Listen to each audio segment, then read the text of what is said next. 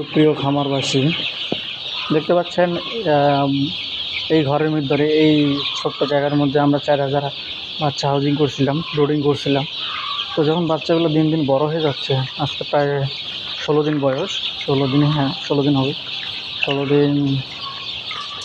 তো দেখেন যখন বাচ্চা বড় হয়ে গেছে, ঘনত্ব বেশি হয়ে গেছে, এই কারণে আমরা মাঝারি সাইজের বাচ্চাটা এই দিকে নিয়ে গেলাম।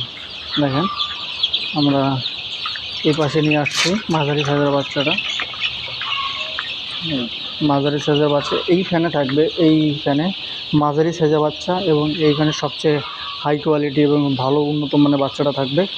এবং ওই শেষে দেখতে পাচ্ছেন একটা ঘর ফাঁকা আছে, ওইখানে ছোট বাচ্চারা থাকবে আর ছোট মুরগি, সমস্ত ছোট মুরগি ওইখানে যা যুক্ত হবে।